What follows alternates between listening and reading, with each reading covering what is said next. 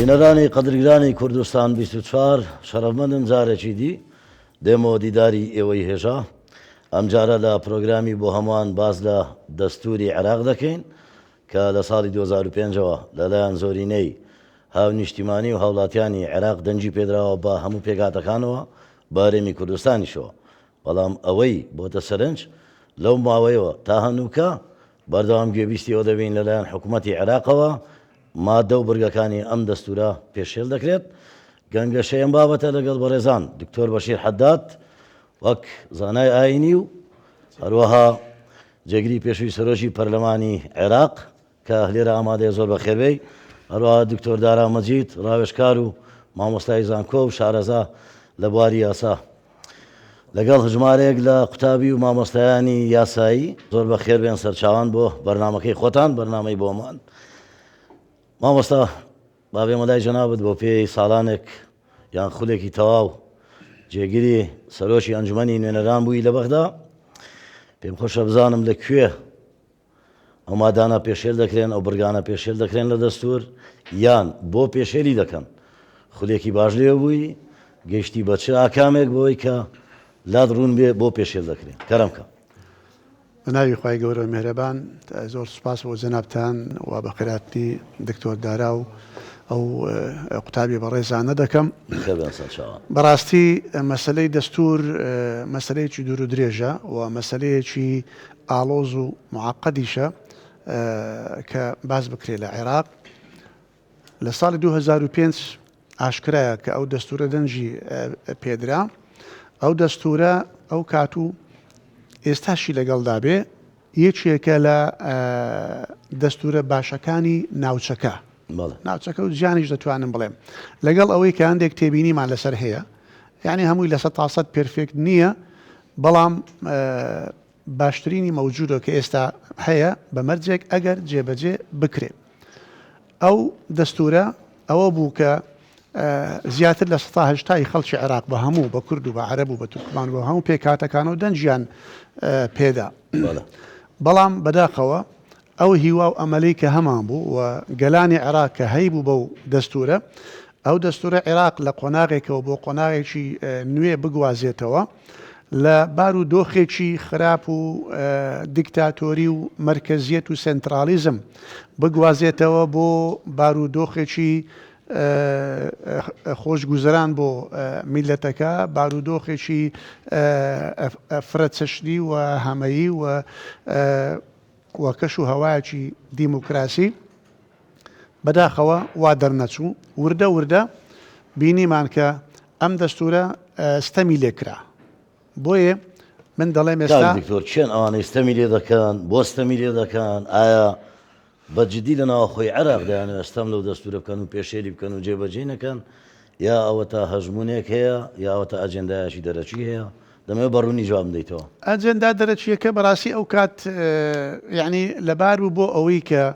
ئەوەی من دەڵێم ئەوەی کە کاریگەری بەسەر بارودۆخی عێراق هەبووە و هەیە لە 2023 تاکو ئێستا،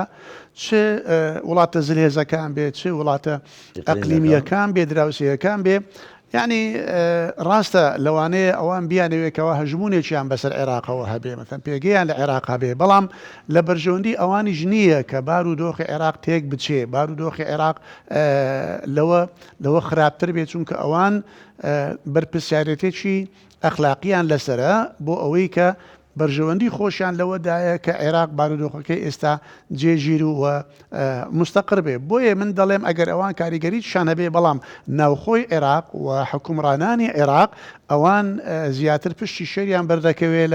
لە هەڵگرتنی بەرپرسیارەتی ئەو بارودۆخەی کە ئێستا عێراق پێیگەیشتووە لە جێبەجێ نەکردنی دەستور. بۆیە من دەڵێم دەستور ستەمی لێکراوە. لەبەر ئەوە تەماشا دەکەی کە ئێستا ئەم دەستورە عێراقە 144 مادەیە،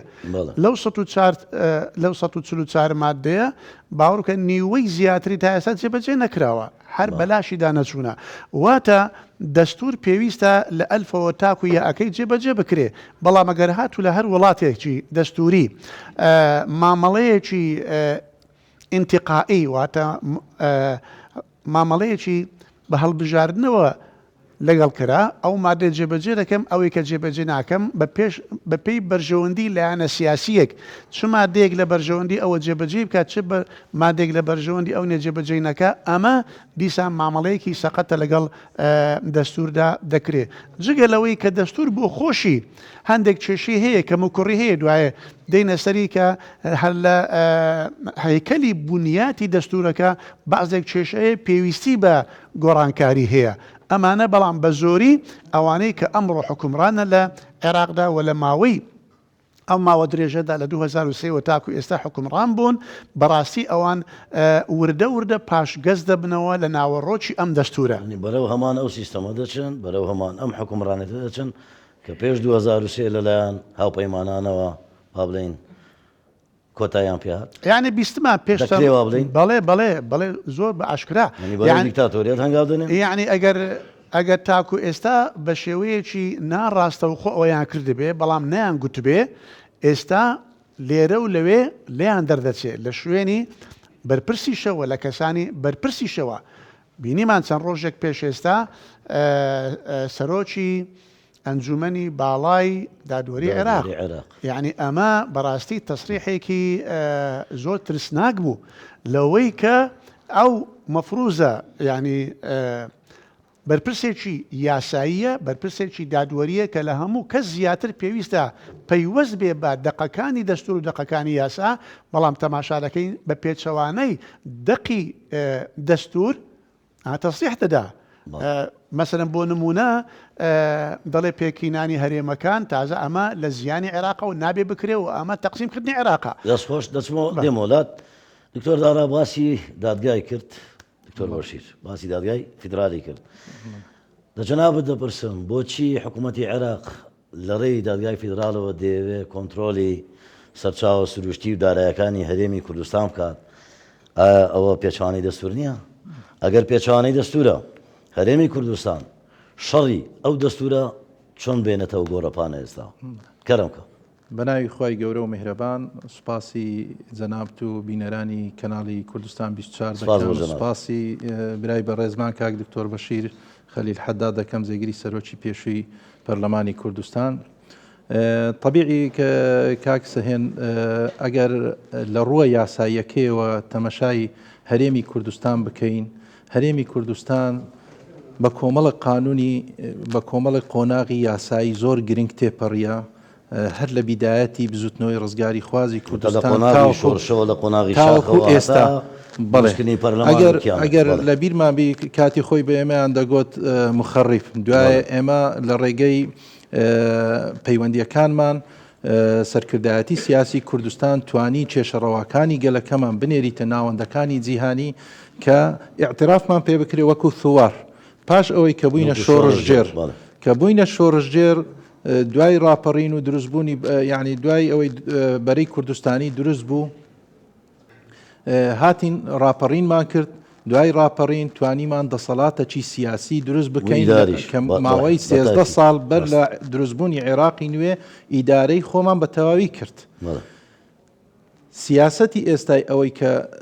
دەبیندرێتن وەکو دیراسەکردنەکی دەقیق لەبەرەوەی هەرێمی کوردستان سەرجەم پرانسیپەکانی دەوڵەتبوونی تێدا لە شەعب لە ئیقلیم لە سوڵتەی سیاسی لێ و تەنها ئیعترافمامایە و لە مەجالە دیبلۆماسیەکانیش ئێستا لێتان نەشارینەوە هەرێمی کوردستان بەوە کار دەزانی کە ئێستا عێراق دەیەوێ کۆنتترۆلت بکە مادەم تەنها دەوڵەت بوون ماڵمایە بەڵێ کارێکە بۆی عێراق و ئەو ئەجێندا ئیقلیمیەی کە هەیە لە دەوروبەرمان بیەوێ تەسکمان کە بڵێ لەبەرەوەی هەرێمی کوردستان شەڵەکە چۆن بکەین دووە لە ئیقلیمیەکان هەز دەکەن هەرێمی کوردستان خەتەرێکی گەورەیە ئەگەر ببێتە دەوڵەت لەسەر ناوچەکان لەبەرەوەی ئەوانیش خەڵکەکی زۆری کوردیان هەیە لە سنوورەکان مەوزوعەکە چییە کەمە ئەو پرانسیپانەی دەوڵەت بوونمان هەیە ئەرکانەکانی دەوڵەت بوونمان تێدا هەر لۆیش یعنی بە حیکمەتەوە ڕیفراندۆم ئەنجام درا ڕێفراندۆمی هەرێمی کوردستان بە بڕیاری جەنابی سەرۆک بارزانی طبعا ئەوە دیراسەی وردی مەوزوعی هەموو ڕەهەندەکان کرایە اینجا قەراری ڕێفراندۆم درایە لەبەرەوەی هەرێمی کوردستان سەرجەم بنەماکانی دەوڵەتبوونی تێدایە ئێستا لە ڕووە داراییەکەی دەیانەوێت سەرچاوەی هەرێمی کوردستان وشک بکەن شەڕەکە چۆن بکەین ئێستا بەڵێ ئێستا جوابت دەدەمەوە کاکسەهێن ئەوان سەرچاو داراییەکەی لۆ دەیانێ وشک بکەن مەوزوعەکە ئەوەیە لەبەرەوەی اقتصادی باش دەوڵەتی باش دروست دەکە ئەمە دەزانین ئیسرائیل بەهۆی اقتصادە باشەکەی توانی ببیتە دەوڵەت ئەوان کە دەیانەوێت سەرچاوە داراییەکان وشک بکەن لە دوو ئاست ئیش دەکەن لەسەر ئاستی دەرەچی وڵاتانی ئیقلیمی ڕۆڵ و کاریگەری نێگەتیفیان هەیە لەسەر و هەژمون وەکو کاک دکتۆر بەشیر باسی کرد دەیانەوێت هەژمونی خۆیان لەسەر دەسەڵاتی سیاسی عێراق بچەسپێنن لە ڕێگەی دەسەڵاتی یعنی شەڕی بە وەکالەت بکەن بەغێر مباشر لە ڕێگەی دەسەڵاتی سیاسی عێراق هەوڵ بدەن سەرچاوە داراییەکان وشک بکەن لۆی هەرێمی کوردستان پەچی بکەویتن ئەو هێزەی نەبی و لە ڕووی ناوخۆیی لە ڕووی ناوخۆیش کۆمەڵە خەڵکیان هەیە بەغێر مباشر ئیش دەکەن ئەوانە هەمووی واریدن هەمووی دەبینین هەمووی هەستی پێ دەکەین شەڕەکە چۆن بکەین بە قانون بەو دەستورەی کە پێگاتەکان بە هەرێمی کوردستانیشەوە دەنجی داوە لە عێراق لە 2005 ئەو شەڕە دەستوریە چۆن لەگەڵ بەغدا بکرێت طبيعي ئەگەر بە کوردی وەڵامی لای میوانەکان طبيعي کاک سەهێن ئەمە دەزانین دەستور شکۆداری خۆی هەیە بەسەر سەرجەم دەسەڵاتە سیاسیەکان و هەموو دەسەڵاتەکان پێویستە ملکەتی دەستور بن لەبەر ئەوەی دەستور شەرعیەتی ڕەهایی لە گەلەوە وەرگرتیە بە ئیرادەی دەنجی گەل هاتیە و شکۆداری دەستور لەوەیە مهمەکەی دەستور دەسەڵاتێکی دامەزرێنەرە سەرجەم دەسەڵاتەکانی تری دەسەڵاتی تەشریعی و تەنفیزی قەزایی دەستور دروستی ئێستا شەڕی تەکنۆلۆژیا شەڕی درۆنە شەڕی هەرچی ئەوی ناوی لێدەنەی چەکی سەردەم ئەم دەستورە دەتوانین وەکو چەکێک بەرامبەر بەغدا بەکاربێنین لەمەوە بڵێ ئێستا ئەگەر تەمەشای مادەی یەکەمی دەستور بکەین تعریفەکی جوانی عێراقی نوێی کردیە لە 2005 کە باز دەکاتن جمهورية العراق دولة اتحادية مستقلة واحدة مستقلة ذات سيادة كاملة نظام الحكم فيها جمهوري نيابي برلماني ذات رسالة خالدة شو ديمو كان أو نقطة مهمة لمادية كم وهذا الدستور ضامن لوحدة العراق ما نايتيا يعني أجا مفهومي مخالف واربقرين أجر أو دستورة زي بزينة كريت اشتقنا من بناوي العراق دەست خۆش حەزم لێ لە مامۆستایان و قوتابیانی یاسا ئەگەر پرسیارێکتان هەیە لە میوانەکانم پێم خۆشە بەشدار بن چکە بەرنامەکەم بۆ هەمووانە بۆ ئێوەشە کەرەمکە بەناوی خودای بەخشندە و میرەبان سەرەتا بە خێراتین جەنابتان و بە خێراتنی بەڕێز دکتۆر بەشیر حەداد دەکەین پرسیارێکم لە بۆ جەنابیانە بوو جەنابیان تەبان لە خولی ڕابردوو جێگیری سەرۆکی پەرلەمانی عێراق بووە تابان ئێستاگەرتم شا بکەین هەرێمی کوردستان بە بارودۆخێکی زۆر خراپی ئابووری تێدەپەڕێتن و سەرڕای ئەوەش ڕۆژانە بە درۆن هێرش دەکێتە سەر هەرێمی کوردستان و خاچی پێشێل دەکرێتن تابان ئێمەگەرتم شا بکەین پرسیار لە جەناب دەکەم ئایا هۆکاری سەرەکی ئەو پێشێلکردنە دەستوریانە یاخود لەسەر لایانی مەسەلەن عسکەریە و کە هێرش دەکێتە سەر هەرێمی کوردستان ئایا پێتوانێت هۆکاری سەرەکی پێشێلکردنی دەستوری ساڵی 2005 کە هەموو پێکاتەکان با کورد و عەرەبیشەوە بەشدار بوون لە نووسینی ئەو دەستورە کە دەستورێکە بە شکلێکی عام باشە بۆ سەرکردایەتی هەموو پێکاتەکان بۆ کوردستان سیاسی کوردستانەوە دەتوانێت هۆکاری سەرەکی عەفو هۆکاری سەرەکی پێشێلکردنی ئەو دەستورە ناتەبای نێوماڵی کوردی یاخود دروستبوونی ئۆپۆزیسیۆنێکە کە هۆکاری سەرەکی ڕووخاندنی ئەو حکوومەتەیە یاخود باشترکردنی بابەتەکانە دەست خۆش زۆر سپاس کاک دکتۆر ئەگەر جوابی دەیتەوە هۆکاری سەرەکی پێشێلکردنی دەستور کاک شێرزاد وەکو باسمان کرد گوتمان ئەوان ئێستا خەریکە لەم دەستورە و لەو سیستەمە نوێی عێراق پەشیمان دەبنەوە پاشگەز دەبنەوە بە ئاشکرات دەڵێن ئەوان دەڵێن ئەو کاتێک کە دەستور نووسراوە کە ئێمە ڕازی بووین نەمان دەزانی وەزعەکە وایە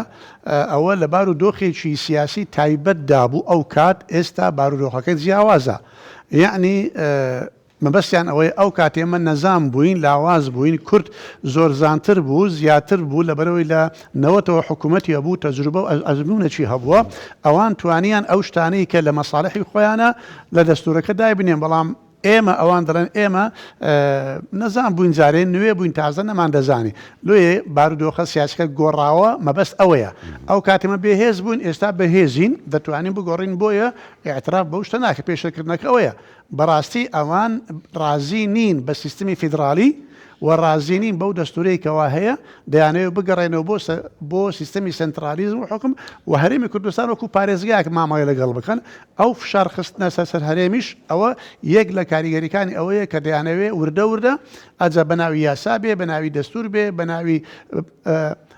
بە هەر شتێک بێ وەکو بەسەر کورد دەڵێ پێت دەوەستم ڕناوەستم وا دەکەن ئەوەیە ئایا یعنی هۆکارەکەی نێوخۆی خۆمانە یان بوونی ئۆپۆزیسیۆنەکی لەوەیە لەوان هەردوو چی بێ لەوانێمی بێ خۆمان بەڕاستی ئەگەر خۆمان بین ئەگەر خۆمان لە نێو خۆمان بەهێز بین ئەوان ناتوانن بەو شێوەیە مامەڵەمان لەگەڵدا بکەن هەر کاتێک بەغدا بینی بێتی زانی بێتی نێو ماڵی کورد ناڕێکە و پەرتەوازەیە ئەوان ڕەسەن بەهێز بوونە لەسەر وە شتێکیان کردووە و هەر کاتێکیش نێو ماڵی خۆمان بەهێز بوو بێ ئەوان نیانتوانیوە شت بکەن ئۆپۆزیسیۆنیش لە هەموو وڵاتەکان شتێکی تەندروستە ببێ بەڵام ئۆپۆزیسیۆن ئامانجی بنیات نامبێ ئامانجی ئەوەی بێکەوە هەڵەی حکوومەت نیشان بدە و پێی چاک بکاتەوە نەک مەبەستی ڕوخێنەر بێ دروستکردن دەستخۆش بۆ وەڵامەکەت کاک دکتۆر ماوەیە کە لە هەندێک نێوەندی میدیایی ئەوانەی نیاری ئەم ئەزمونەی هەرێمی کوردستان باز لە ڕۆشانەوەی هەرێمی کوردستان و بچووکردنەوەی هەرێمی کوردستان و کۆتایی هێنان بەو ئەزمونەی کە هەیە دەپرسم لێت لە ڕووی دەستورەوە دەتوانرێ هەرێمی کوردستان هەڵبۆشێتەوە دەتوانرێ ئەو تەسکردنەوەی هەرێمی کوردستان بەردەوام بێ زۆر سپاس کاکسەهێن طبیعی هەرێمی کوردستان قوارەیەکی دەستوری هیچ دەسەڵاتێک و هیچ دادگایەک ناتوانێت هەڵی بۆشێنیتەوە و هەروەها هیچ دەسەڵاتێکیش ناتوانانی بە پێی مادەی 126 لە دەستور بڕگەی چارەم کە باز دەکاتن دەرە هیچ ئیجراعات و هەموارکردنێکی دەستور ناکرێتن کە لە دەسەڵاتی حەسری حکوومەتی لە دەسەڵاتی حەسری حکوومەتی فیدرالی عێراقدا نەبێتن و بەبێ ڕەزامەندی سوڵتەی تەشریعی هەرێمی کوردستان هەرێمەکان کە ئەویش بە ڕاپرسیەکی گشتی دانیشتوانی هەرێمی کوردستان دەکرێتن لێ جێبەجێکردنی هەموارکردنی دەستور شتێکی ئاسانی ئەمە دەزانین دەستوری عێراقی دەستورێکی جامدە عێراقی نوێکە کاتی خۆی دروست بوو لەسەر ئەساسی تەوافق و تەوازن و شەڕاکەی حەقیقی دروست بوو بەڕاستی پێویستە ئیعتیباراتی سیاسی زۆر جاران محکەمەی ئیتیحادیش هەتا پێویستە ئیعتیباراتی سیاسی ڕەچاو بکاتن تەوافق لەگەر ئیعتیباراتە قانونیەکان لەبەرەوەی ئەگەر ئەمە بمانوێت پێکەوە ژیانێکی حەقیقی شەراکەتێکی حەقیقی دروست ببیتن بە جددی پێویستەمە و ئیعتیبارە سیاسیانە ڕەچاو بکەین لەبەر ئەوەی ئێستا شتەکان زۆر بچوو کرایتەوە کاکسەهێن ئەوەی ئەمە دەبینین لە هەرێمی کوردستان یعنی تەعاملێکی زۆر خراپ لەگە هەرێمی کوردستان دەکەین ئیشەکانیان ئەوەندە گچکۆکە کردیتەوە لەسەر هەمیان لە موچەی کۆ کردیتەوە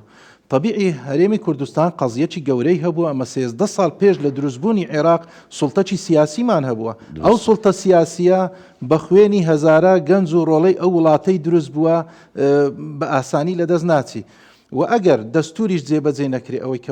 کە باسم کرد عێراق لەوانەیە هەڵبوەشێتەوە بەڵام هەرێمی کوردستان پێگە ئەساسیەکەی خۆی هەردەمینێت دەستخۆش دەچمەوە لای میوانە بەڕێزەکانم با ئافرەت بەشدارێ فەرموو خاتم پەروین ئەحمەد قوتابی یاسا لەسەر پرسی موچە کە بابەتەکی زۆر گرنگە بەو دواییانە کە بە من وایە بچووکترین مافی مرۆڤە کە ئینسان ئەگەر مایکە لە خۆ نزیکترکەوە کە ئینسان یعنی حکوومەتەکەی پێی ببەخشی ئەسڵەن موچە هەر شتەکی وا زۆر زۆر مهم نییە بەڕای من بەڵام بۆ هەموارکردنەوەی دەستور حکوومەتی فدرالی عێراق دەتوانیتن پرسی موچە بکاتە بیانوویەک بۆ هەموارکردنەوەی دەستور یعنی کاتە مەرج وەکو مەرجێک بەکاری بینی دەستخۆش حکوومەتی عێراق حکوومەتی فدرالی عێراق کاتە بیانوویەک بۆ هەموارکردنەوەی دەستور ئەوەش هەر لە چوارچەوەی تەسکردنەوە و هەڵوەشاندنەوەی ئەوەی کە باسمان کرد دەستخۆش پرسیارەکە سپاس کاک دکتۆر هەموارکردنەوەی دەستور خۆشتێکی یعنی مەترسیدار نییە، شتێکی زۆر گرنگیش نییە، یعنی لە زۆربەی وڵاتانی کەوانە دەستوریان هەیە ناوە چەند ساڵ جارێک ئەم دەستور هەموار دەکرێتەوە بەپێی بارودۆخی وڵات و ئەم دەستوری عێراقی لە 2005ەوە تاکو ئێستا ئەوەندە ساڵەیە یعنی ماوەیە کە بەڕاستی دەبواە تاکو ئێستا یەک دووجار هەموار بکراباوە بە تایبەتی هەندێک کێشەی تێدا هەیە ئەم دەستورەکە بگرێتەوە. ئێمە وەک وەرێمی کوردستان ناترسین لە هەموارکردنەوەی دەستور بە مەرجێک ئەم هەموارکردنە بە مەبەستی فراوانکردنی مافەکان و ئازادیەکان بێ بە مەبەستی چاکردنەوەی ئەو خەلەل و کەم و کوڕیانە بێ کە لە ناو دەستوردا هەیە و نەبێتە هۆکارێک و نەبێتە چەکوشێک بۆ ئەوەی زیاتر مافەکان قەتیز بکات بە تایبەتی مافی هەرێمەکان. ئەگەر ئەو مەرجانەی تێدابی هیچ مانعنیە بەڵکو ئەمە بە پێویستیشی دەزانێت لەبەرەوەی دەستور خۆ تا ئاەتێکی قورئان نییە نەگۆڕێ دەگۆڕێ زۆرشی هەموارکردنەوەش لەگەڵ هەموارکردنەوە لەوانەیە جیازیە بێت بۆ نمونە لە سووریا لە دوای مردنی حافظ ئەسەد کاتێک بەشار ئەسەد تەمەنەکەی ینی شمولی سوڵتەی نەدەکرد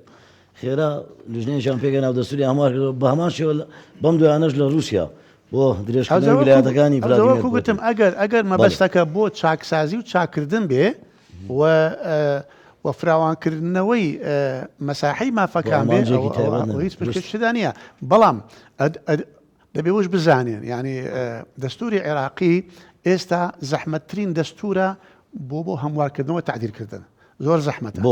لەبەرەوەی کاتی خۆی کە نووسرا لەبەر نەبوونی متمانە بە یەکدی نەبوونی زەمانەت ئەوەندە قفڵیان داناوە کورت ئەوەندە قفڵی داناوە ناو دەستور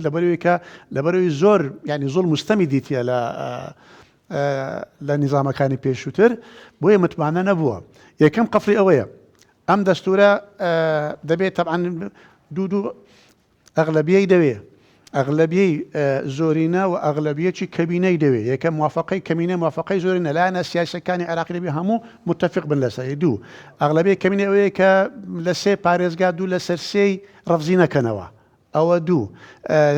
سەیەم ئەگەر بابەتەکە گۆڕانکارێکە تعدیلەکە پەیوەست و بە مەسەلەی هەرێمەوە نابێ پەرلەمانی هەرێم ڕەفزی بکاتەوە ئەمانە هەمووی بەڕاستی قەفڵ و پەیوەندن لە دەستوردرە ئاسان نییە بۆیە پێویست دەکات کە مەسەلەیەکی سیاسیە دەستور چەندە یاسایی و قانونیە ئەوەندەش لایەنی سیاسی جەنبەی سیاسی هەیە بۆیە بۆ تعدیلی دەستور پێویستی بە تەوافقێکی سیاسی هەیە و مەبەستەکەشی تێدا دیار بێ بۆیە نەخێر من دەڵێم ناتوانێت عێراق ئەمە مەسەلەی موچە بەکار بێنێ وەکو بیانوویەک بۆ تعدیلی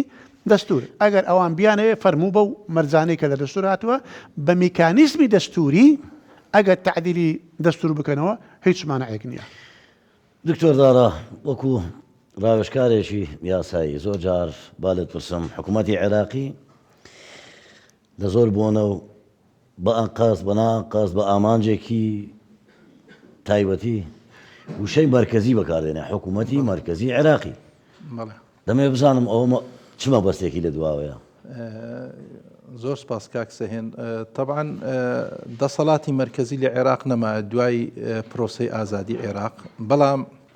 بەداخەوە زۆر زار لە سیاسیەکانی خۆشمان نازانم لە نەزانیە نەشارەزاییە کە باسی ئەوی دەکەن ئێمە پێویستە لەگەڵ حکوومەتی مەرکەزدا دابنیشین ئەوە شتەکی خەتەئەکی قانونی خەتاکی قانونیە طبعاً لەبەر ئەوەی عێراقی نوێ لەسەر ئەساسی لامەرکەزیەی سیاسی دروست بووە واتە دروستبوونی فیدرالیەتیش زیاتر لە دەسەڵاتێکی سیاسیمان هەیە. ئێستا عێراق ئەگەر یەک هەرێمی هەیە عێراق یعنی حاڵەتێکی شازە تەنها یەک هەرێمی هەیە بەڵام دوو دەسەڵاتی سیاسی هەیە کە فەسلی مابەینی سوڵتان هەرێمایەتیەوە پێشتر پێم وابێ لە دەستور هەندێک مادە و بڕگە هەیە بۆ هاتنە ئارای هەرێمی دیکە بەڵێ هەیە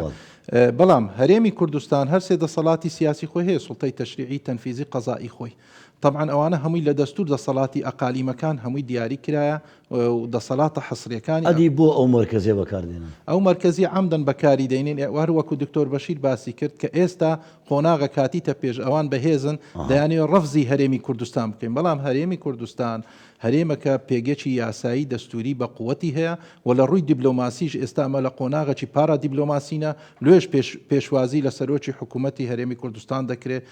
کە دوونێ بینیمان لەگەر وەزیری دەرەوەی ئەمریکا دانیشتە خۆی لە خۆیدا پارا دیبلۆماسی تەعاملکردنی ئەو هەرێمانەیە کە مواسەفاتی دەوڵەتی تێدا بەڵام هێشتا نەبووینە دەوڵەت خۆی ئاعترافەکی زمنیە ئەم با پێتان بڵێم کاک سەهێن ئەمە وەکو یاساییەکان و سیاسیەکانیش پێمان خۆشە بە ئوسلوبەکی قانونی یاسایی مفاوەزات بکرێتن لەگەر حکوومەتی عێراقی لەسەر پرسە دەستوریەکان وئیلا حکوومەتی هەرێمی کوردستان ئەوها زەعیف نییە کە لە دەستگا ڕاگەیاندنەکان باسی دەکەن حکوومەتەکە لە خەتەرە دەڕوخێ زۆر جار لە کەسە سیاسیەکانی خۆشمان جێمان لێ دەبیتن بەجددی هەرێمی کوردستان پێگەکی یاسایی زۆر بەقوەتی هەیە کە دەستورە بەجێ نەکردنی دەستور ئەو هەرێمەیە ناڕوخێ بەڵام عێراق نامینێتن هەرێمی کوردستان هەر دەمێنێت ئەوەی کە باسم کرد کەواتە دکتۆر دارا دەڵێت بەکارێنانی وشەی حکوومەتی ناوەند یان حکوومەتی مرکزی دەستەواژەیەکی هەڵەیە بۆ هەرێمی کوردستان شەی دیکە پرسیاریە کەرەمکە بەڵێ سەرەتا بەخێراتنی میوانە بەڕێزەکان دەکەم من قوتابی ئەمینە خدر حەمەد لە بەشی یاسا قۆناغی دووەم پرسیارەکەی من ئەوەیە کە بەشێک لە ڕێگەیانکارانی ئۆپۆزیسیۆن دەڵێن سیناریۆ هەیە لە بەغدا کە لە هەرێمی کوردستان تەنها سەرۆکایەتی هەرێم بمێنێت و پەرلەمان و حکوومەت نەمێنێت ئایا لە ڕووی یاساییەوە ئەمە دروستە؟ بۆچی دەست خۆش ئەو پرسیارەکەیش کاک دکتۆر با پرسیارێکە ژۆگرم ئەوە ئەگەر لە بیریشتان سو فەرموو ئەم بە بیری دێنمەوە کەرەمکە قوتابی لافا عوسمان بەشی یاسا پرسیارێکم بۆ بەڕێزان دکتۆر دارا هەر وەک دیارە پەرلەمانی عێراق شوێنی دیفاعکردن لە دەستور ئایا پرسیار ئەوەیە لە داهاتوودا پێوەرچیە بۆ ئەوەی ئەمە ئەندام پەرلەمان بنێرین بۆ بەغدا بۆ ئەوی بتوانن دیفاع لە ئەو بەرگە و مادە دەستوریانە بکەن کە بەرامبەر هەرێمی کوردستان پێشەرکراوە ئەمە ڕێژەمان کەمترە وانە سپاس با پرسیارێکە ژۆگرین فەرموو بەخێر بن من ئازاد قوتابی بەشی یاسا هەمومان باسی دەستورەکەین هەم لە عێراق هەم لە هەرێمی کوردستان بەڕاستی ئەو پرسیارم بۆ دکتۆر دارایە ئایا کێشەکە لە کەمە کورتی دەستورە یان جێبەجێ نەکردنێکێتی چکە هەر هەمومانە باسەکەینەوە پرسیارشم بۆ دکتۆر بەشیرە بەو پێیکە جەنابیان 4 ساڵ لەوێ بووە هەر بەڕاستی لەوە تێناگەین ئەوان هەر باسی قانونەکەن مەسەڵەن وەک ئەوەی لە سویس ڕابن هەر بەجددی ئەوان چیان لە کوردەوێ جوانە وەڵامیان بدەنەوە بە مامۆستا بەشیر کەرەمکە ئامینە خان واسیەوە دەکات دەڵێ هەندێک ڕاگەیاندن باز لەوە دەکەن کە هەرێمی کوردستان پلانێکی بە تەنها سەرۆکایەتی هەرێم مێنێتەوە واتە پەرلەمان و حکوومەت بوونی نەمێنێت ئەوە لەوانەیە وەکو نیەتی خۆیان وابێ لەوە خراپتریش بێ نیەتی خۆیانەوە بێ کەوا سەرۆکاتی هەرێمیش نەمینە ئەگەر ئەوان بەڵام بە پێی دەستور دەتوانن نەخێر بە پێی دەستور ناتوانن ئەو شتە بکەن لەبەرەوەی مادەی 170 دەستور ئاشکرایە لە دەستوردا دەڵێ يقر هذا الدستور السلطات القائمة في إقليم كردستان يعني لكاتي نسينوي دستور دا كدنك بابا دستور دادري أو دەسەڵاتی کە لە هەرێم هەبوو ئەو قوارەی هەرێم کە هەبوو لە نەوەتەوە تاکو ئەو کات ئەوە ئیقراری پێدەکات دەستور لەگەڵ ئەو مؤسسات و سڵوتاتانەی کە هەیەی ینی سڵتەی تەشریعی و تەنفیزی و قەزایی کەواتە حکوومەت و پەرلەمان و دادوەر و ئەوانەوە سەرۆکاتی هەرێمیش ئەوانە هەمووی بە پێی دەستور دانرایە ناتوانێت بە هیچ شێوەیەک لێی لابدا. من پێشی بچمە سەر پرسیاری دووهەم تەکیدن لەسەر قسەی کاک دکتۆر دارا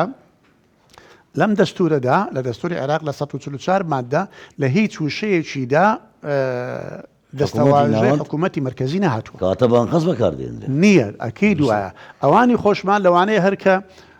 وكبلي زمان اللي راحتوا لبيش عن شو هذين بلام راسك ويبلين حكومتي فيدرالية حكومتي اتحادي هم إذا دستور بس يقولك السلطات الاتحادية الاختصاصات الاتحادية المحكمة الاتحادية قد نالي مركزية چونك مركزية معناها شيء سنتراليزم وشموليتي تدع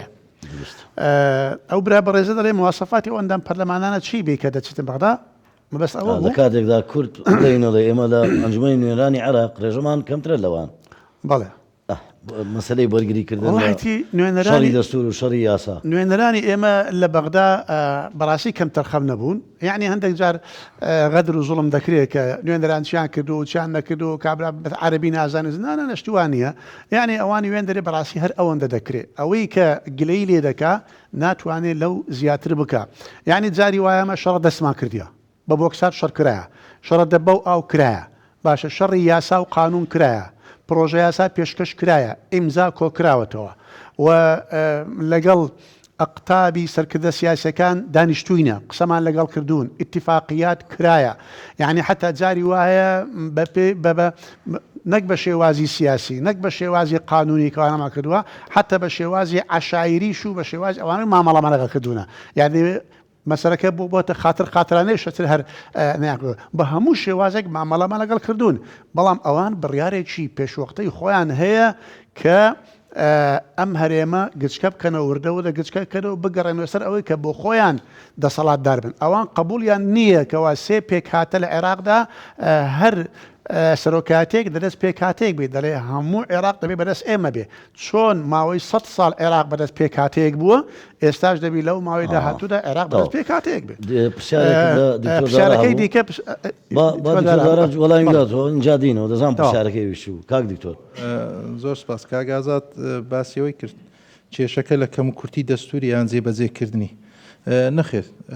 کێشەکە لە ئالەتی جێبەجێکردنی دەستورەکانە ئەمە دەزانین ئەو دەستورەی کە عێراق ئەگەر تەمەشا بکەین هەر لە دروستبوونی قانونی ئیدارەی دەوڵەت تاوەکو نووسینەوەی ڕەشنووسی دەستوری عێراق و ڕاپرسی و ئەنجامدانی دەستوری ینی تەزبیتکردنی دەستوری 2005 قیادەی سیاسی کوردستان بە تایبەت سەرۆک بارزانی ڕۆڵی کاریگەری بینی لە چەسپاندنی مافە ڕەواکانی گەلی کوردستان طبعاً بە ئیستیشارەکردنەکی زۆری هەموو قانونیەکان ئەو کات لۆیە مەفروزە بەڕای من ئێستا کە وەکو کاک دکتۆر باسی کرد کە دەستور تەطبیق ناکرێتن ئەوانە حوسنە نیەیان نییە لۆی هەرەوەندە دەکرێتن مەوزوعەکە تەحزیمکردنی هەرێمی کوردستانە لە قالبدانی هەرێمی کوردستانە ئەوە مەوزوعەکە لێ پێویستە بە جدی تەوافقەکی باش هەبیتن لە نێوان ئیعتیباراتی حکوومەتی عێراقی لە هەولێر پێکهێنرا سەردەمی ماڵی بە بیرمانە ئیتفاقی ئەربیل بەناو بانگە یعنی بە هەموو شێوەیە کورد لە ئاشبوونەوەی نیشتیمانی لە دوای پرۆسەی ئازادبوونی عێراق و ڕوخانی ڕژێمی دیکتاتۆری سەدام کورد بە هەموو شێوەیەک لیان چۆتە پێش بە ئاشبوونەوەی نیشتیمانی بە نووسینەوەی دەستور بە مەجلس حوکم تۆ بە هەموو هەنگاوێک لی دەستە پێش ئەوە ئاکامەکەی ئەوەیە کە ئەو هەردوو بچووکت مەبەستی من ئەوەیە کە باسی تەوافق دەکەم لە ئیعتیباراتی سیاسی و قانونی پێویستە حزبە سیاسیەکان هێزە سیاسیەکان بە یەک پاکێج یەک خیتابی مشتەرەکیان هەبیتن لەگەڵ حزبە سیاسیەکانی تردا بنیشن چونکە تەوافقاتی سیاسی دەتوانیتن حسابی ئەتیباراتی قانونیەکەشی لۆ بکەن ئەو زەمینە سازی سیاسی چکەمە بەڕاستی لێت نەشارمە سیاسیەکانن وڵات بەڕێوە دەبن لۆیە کۆبوونەوەکانی سەرمێزی سیاسی دەرەنجامی ئەگەر تەوافق هەبیتن و تێگەیشتن هەبیتن نەتائیجی باش دەبیت بەڵام بەداخەوم بەڕێی من هەتا ئێستا حزبە سیاسیەکانی ما بە کۆمەڵە کۆکاری خارجی و داخلی نەیانتوانیە وەکو پێویست بە یەک پاکێجی بەهێز بچن چونکە هەر کاتێک ئەو دانوستانانەی کە لەلایەن هێزە سیاسەکان و ئەگەر بە کوردی جواب نەیتەوە بەدەر لە سێبەری حکوومەتی هەرێمی کوردستان و دەسەڵاتی سیاسی و ئیداری هەرێمی کوردستان ئەو کۆبنەوانەی کە لە بەغداد ڕێک دەخرێ وەک گوتم لەو دیوی سێبەر و چەترەکەی هەرێمی کوردستان و پەرلەمانی کوردستان تا چەندە زەرەر بەم ئەزمونە و بەم هەرێمە دەگەێنێت ئەگەر بە کورتیەوە شمەڵام دەیتەوە طبعاً ئەوان دیراسەی واقعی حالی هەرێمی کوردستانیان کردیە کە هەرێمی کوردستان حزب سیاسیەکان چۆن بیر دەکەنەوە ئایدۆلۆژیایان چییە ئەوان سیاسەتی فەرق تەسود بەکاردەینن کاک دکتۆر لەوێن دەربووە دەزانیتن تەفرەقەی دروست بکە لۆی زۆرترین سوود بکەی یعنی لێ پێویستە بەڕای من هەمومان بگەڕێنەوە ژێر چەتری سەرۆک بارزانی و حزبە دەسەڵاتەکانیش هەندێک تەنازولات بکەن لە حەقی خۆیان لەوەی یەک ڕێزی و یەک پارچەیی هەرێمی کوردستان بپارێزین بەڕاستی دەست خۆشپا بێم وەلای میوانانی لەمێژە دەزبردنەکەی هەز دەکەم زوڵم لێت کردووە کەرم کە من کەیوان ظاهر عەلی قوتابی بەشی یاسا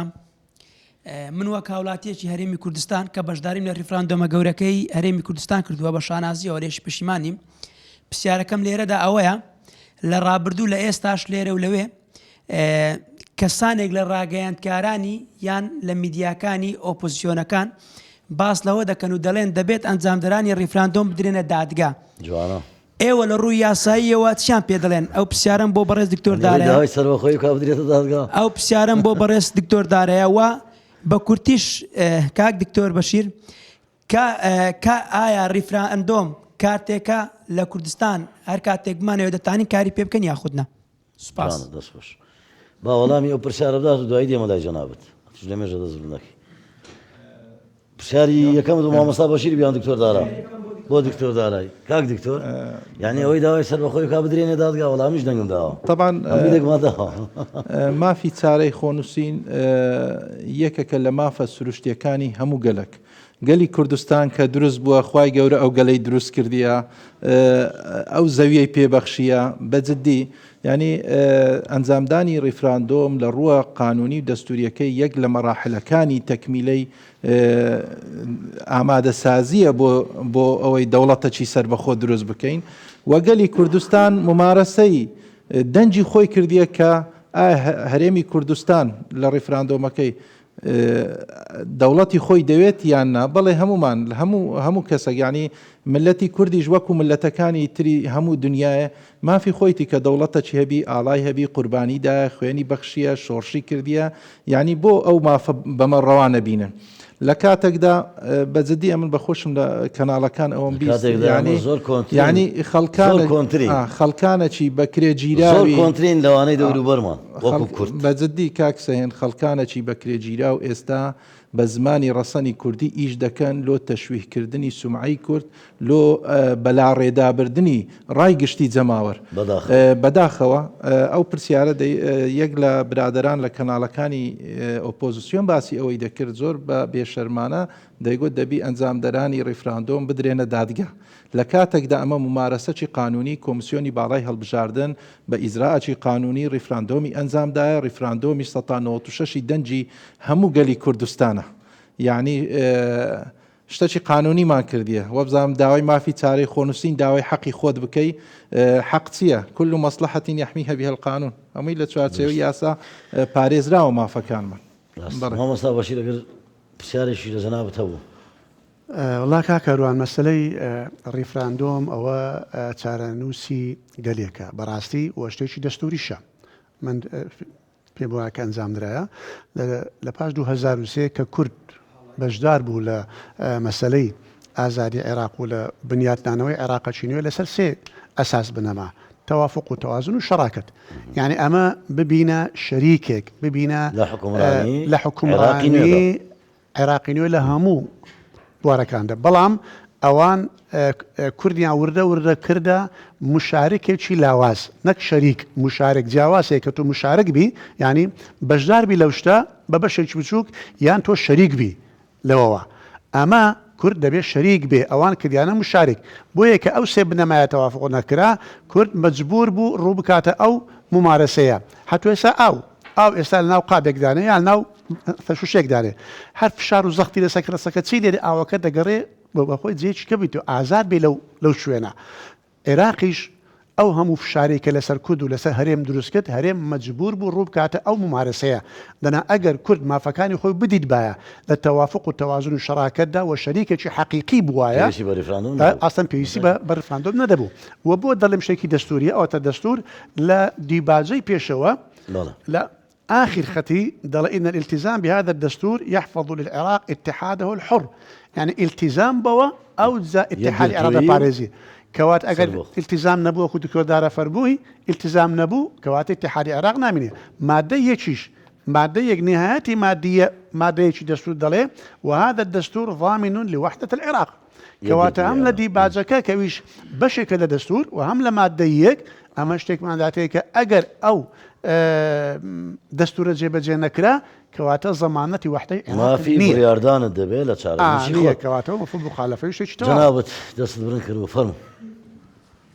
پێشەچی بەخێرهاتنی بەڕێستان دەکەم. جنابیش بەخێر بێ. بەخێرهاتنی وانە بەڕێزەکان پرسیارەکەی من ئاراستەی بەڕێز جەنابی کاک دکتۆر دارایە. بەڵێ. ئایا قسەیان چییە لە ئەو سەرۆک حیزبانەی کە وشەی شارعی نەشیا و بەکاردەهێنن و ئایا ئەو وشانە وشەی شارعی وشەی نەشیاوی شارع بەکاردەهێنن؟ وشەی نەشیاوی شەقام. ئایا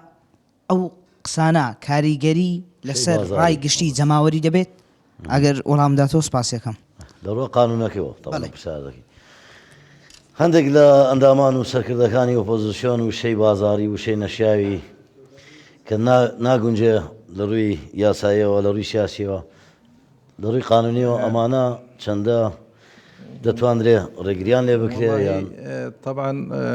لەسەر ئاسی سەرکردایەتی حزبە سیاسیەکان کارەساتە بەکارهێنانی هەندێک وشە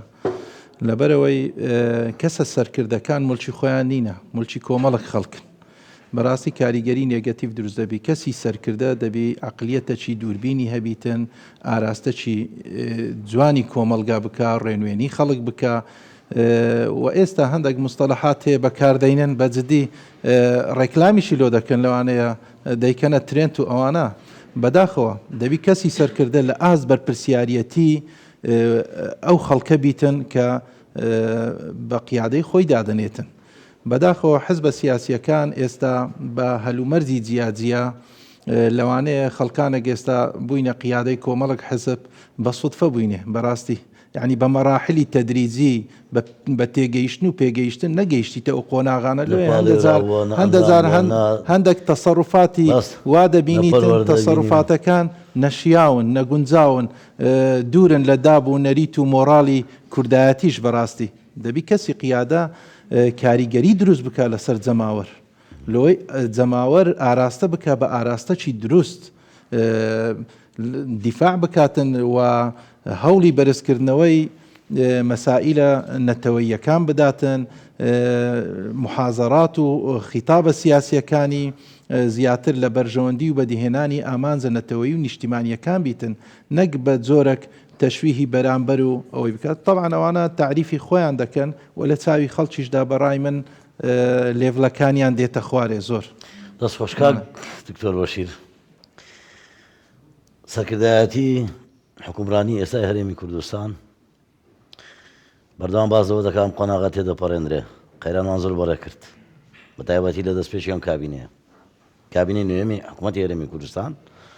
زۆر جار لە بەرنامەکانم باسم کردووە لەگەڵ دەست بەکاربوونی کابینەی نۆ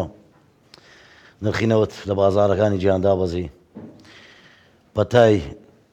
کۆرۆنا بڵاو بیەوە کاریگەری ڕاستەوخۆی لەسەر هەموو جیهانە بوو کۆمەڵێک کێشە و ململانەی سیاسی نێوە خۆی هەرێمی کوردستان شەڕی بەردەوامان لەگەڵ بەغداد ئێستا خەریکەوە زۆر تێدەپەڕین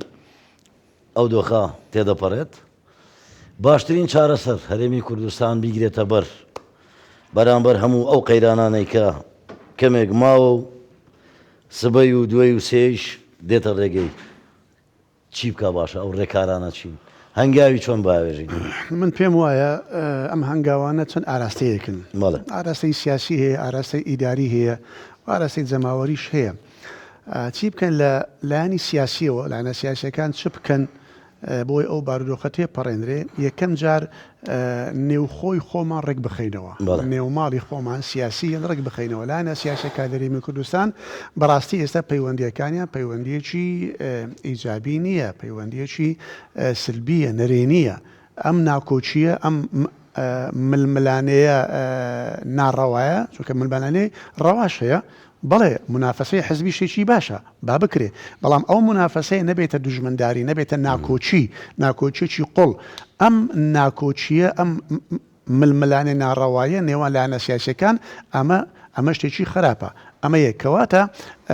ڕێخستنەوەی نێوماڵی خۆمان ئەوە یەک نوێنەرانمان لە بەغدا نوێنەرانمان لە بەغدا برادرێک باسی ئەوە کرد کە چۆن ئاڵیامژێنیت ئەتو تەماشا بکە لە خولی یەکەمی پەرلەمان لە خولی دووەم لە خولی سێیەم وەزعەکە باشتر بوو لۆ ئەو نوێنەرانەی کە دەچوونە ئەوێ لە خەتی یەکەمی حیزبەکان بوون یان لە خەتی سەرکردایەتی حیزبەکان بوو یعنی کاتی نووسینەوەی دەستور و کاتی جەمعی وەتەنی و ئەوانە کاک مەسعود و مام جەلال دکتۆر فؤاد ڕەحمەتی و دکتۆر فؤاد ئەوانە لەوێ بوون ئەوانە خاوەن بڕیار بوون پێویستی بۆ نەدەکرد بگەڕێتەوە ئێرە چ بکەم چ نەکەم چ بڵێم ئەگەر ئێستا خەتی یەکەمیش نەکرێ بەلای یەکەم خەتی دووهەم و سێهەم لە بەغدا بێت چ لە حکوومەت چ لە پەرلەمان نوێنەرانمان لە حکوومەت بەڕاستی ئەمانەش دیسان دەبێت لە خەتێک بین کە بتوانە لە ناو کۆبوونەوەی ئەنجومەنی وەزیرانی هەموو کەسێتی خۆی هەم وەکو پێگەکەی پێگە حەزبیەکەی کەسێکی کامل بێ اینجا لەوێ خاوەنی بڕیار بێ بتوانێت بڕیار بدا سێهەم مەسەلەی نوێنەرانمان لە بەغدا ئێمە پێگەی زۆر گرنگمانەیەکەوە سەرۆک کۆمارە سەرۆک کۆمار ڕاستە وەزیفەیەکی تەشریفاتیە بەڵام لە بیرمان نەچێ یەک بەشێکە لە دەسەڵاتی تەنفیزی ئەمە بەپێی دەستور کەواتە ئەو کاریگەری هەیە بەسەر هەندێک ئەو پارێزەری دەستورە کە دەبینی دەستور پێشێل دەکرێت لە بەرامبەر هەرێم لە بەرامبەر پارێزگایکی باشووریان ناوەڕاست دەبێت سەرۆکی کۆمار ڕۆڵی هەبێ ڕابگرێ دەستوانێ ڕابگرێ بە پێی دەستور دەڵێت چونکە من بە پێی دەستور من پاسەوانی دەستورم ئەمە لێرە بە دەستور پێشر کراوە ئەمە دوو سێم مەسەلەی حکوومەت یعنی حکوومەت هەرێمی کوردستانیش پێویستە بەڕاستیاندێک هەنگاو بنێ لەو بارەیەوە یەک لەوانە دروستکردنەوە و نوێکردنەوەی متمانەی حکوومەتی هەرێم لەگەڵ جەماوەر ئەو متمانەیە لەبەر چەند هۆکاری خەریکە وردە لاواز دەبێت ئەو متمانەیە چێ لاوازی کرد ئەیتر بە هەر حاڵ ویستم بچمە لای مامۆستا باڵێن دکتۆر دارا بەڵێ فەرموو پێویستە حکوومەت ئەو متمانەیە پردی متمانە لەگەڵ جەماوەر دروست بکاتەوە ئەو چاکسازیکەوە دەستیان پێکردووە کە پەرلەمانی کوردستانی ژەنجی لە سەردا و یاسای بۆ ئەم چاکسازیە بەردەوام بێ چاکسازی ئیداری چاکسازی دارایی چاکسازی سیاسی ئەمانە بەردەوام بێ لە پاشان خاڵێکی زۆر گرنگ هەیە ئێمە بۆ تا ئێستا دەستورمانیە لە هەرێم مادەی 120 دەستوری هەیە مادەی 120 دەستوری عێراقی دەڵێ پێویستە هەرێمەکان دەستوریان دەستوری خۆی ئەمە ڕەشوسمانەیە بەڵام ئەگەر دەستور هەبایە لەوانەیە زۆر لە کێشەکانی ئەمڕۆ بەپێی دەستور چارەسەر دەکرا ڕاست کاک دکتۆر با دوامین پرسیار لە جەناب بکەم پەرتەوازەیی هێزە سیاسەکانی کوردستان چەندە کاریگەری هەبووە لەسەرەوەی یان بە جۆرێکی دیکە پەرتەوازەیی هێزە سیاسەکانی ناوخۆی هەرێمی کوردستان و پەیوەندیەکانیان لەگەڵ حیزبە سیاسەکانی عێراق یعنی هەر کەسە بە ئارەزوی خۆی پەیوەندی هەیە لەگەڵ ئیتاری تەنسیق و سەدر و عمار حەکیم و هەموو کوتلە و فراکسیۆنەکانی دیکەی بەغدا ئەو پەردەوازەیە چەندە زەرری لە هەرێمی کوردستاندا با دوامین پرسیارم بێ لە نێو پرۆگرامەکەم طبعا کاک سەهێن وەکو تازە باسم کرد سیاسەتی فەرق تەسوت یەک لە سیاسەتەکانی حزبە شیعیەکان بۆ بەرامبەر کورد بەکاریان هینایە و ڕەنگە تێیدا بەشەکیش سەرکەوتوو بووینە و بەجددی پەرتەوازەیی هێزە سیاسیەکان کاریگەری نێگەتیڤ لەسەر بەرژەوەندی گشتی جەماوەر و خەڵکی کوردستانیش دەکاتن و لەسەر پێگەی هەرێمی کوردستانیش دەکاتن لێ مەفروزە بەڕای من هێزە سیاسیەکان بە یەک پاکێج بەو پەڕی هێزەوە بچنە بەغدا طبعا یەک ریزی و یەک پارچەیی هێزە سیاسیەکان زامنی سەرکەوتن و زامنی سەرجەم مافەکانی گەلی کوردستانە ئەمە لە هەرێمی کوردستان کە تازە پرسیاری لە جەنابەت لە دکتۆر بەشیرت کرد هەرێمی کوردستان حکوومەتی هەرێمی کوردستان ئیشی زۆری کردیە طبیعی بەڵام ئەمە نەمان زانیە ئەو ئیشە باشانەی کرایە لە مەسائیلی ئەمنی عامە سەحی عامە سەکینەی عامە بین تەرویج بکەین و بگەینینە ڕای جەماوەر دوونکردنەوەیەکی ورد بدەم ئەمجارە زیاتر لەم کابینە ئەوەی ئێمە بەداچمان کردو هەم وەکو بەرنامەکەم زیاتر کردە و هەنگاوەکان ئایندەیین مەودا درێژن کورتخایەن نییە ئەمڕۆ بیبینی لەوانەیە هەندێک پرۆژە هەیە 4 ساڵی دیکە بیبینی بەرحاڵ فەرمو بەردەوام یەک لەو هۆکارە سلبیانەی کە کاریگەری ڕاستەوخۆی لەسەر ڕای گشتی جەماوەر کردیە بوونی ئەو دەستگا ڕاگەیەندانەی کە بە هەزارە دۆلاری تێدا سرف دەکرێت لۆ چاواشەکردنی کۆمەلگەی بە نادروستی طبعاً ئەوەش بە پلانە و ئیشە دەکرێتن لەبەرەوەی عوامی ناس زۆر جاران جێ نادات شتێکی لە سوۆسیال میدیە جێ لێ دەبی یەکسەر باوەڕ دەکات بێ ئەوەی تبیان بکاتم زانی ڕاستە یاننا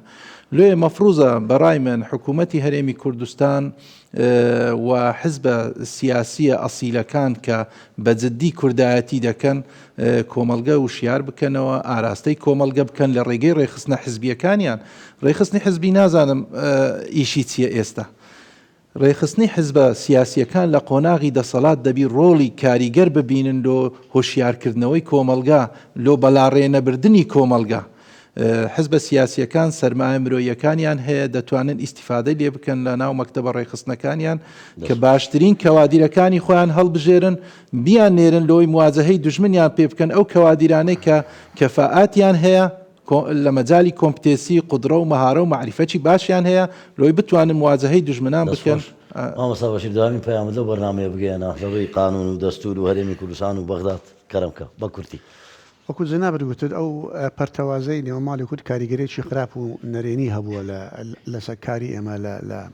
بەغدا هەر بۆ نمونە ئەم حکوومەتەی ئێستاکەوەکەوا پێ کاتووە ئەمە حکوومەتی براوەکانی انتخاباتی 2021 نییە دۆڕاوەکان حکەندە براوەکان ویسیان هاوپەیمانێکی سێقۆڵی دروستکەن چوونە دەرەوە یاش سەدر و پارتی و سونەکە زۆر لێ سونەکان بەڵام ئەگەر هاتوو لەوێش کورد یەک ڕیز بە ئێستا وەسعەکەەوە نەدەبوو ئەوان حکوومەتەکان پێک دەینە شتێکی باشە دەبوو ئومێدەوارین ئەوانە هەموو ببێتە دەرس و عیبرەت بۆ ئێمە وانە و پند لە هەڵەکانمان وەربگرین دەستخۆش بە هیوای ڕێخستنەوەی نێوماڵی کورد و کوردستانیان بە هیوای بەهێزبوونی کوردستان بە هیوای شادی و ئارامی بۆ هەموو لایەک لە نیشتیمانیانی هەرێمی کوردستان دووبارە بە خێراوەتنی میوانانی هێژام زۆر بەخێر بن سەرچاوان بۆ پرۆگرامەکەم هەروەها سپاس بۆ ئامادەبوونی مامۆستایان و قوتابیانی بەشی یاسا لە زانکۆی بەیان جارێک کە بەخێر بێن سپاس بۆ ئێوەی هێژا کە تا ئێستا لەگەڵمان بوون هەمیشەتان شاد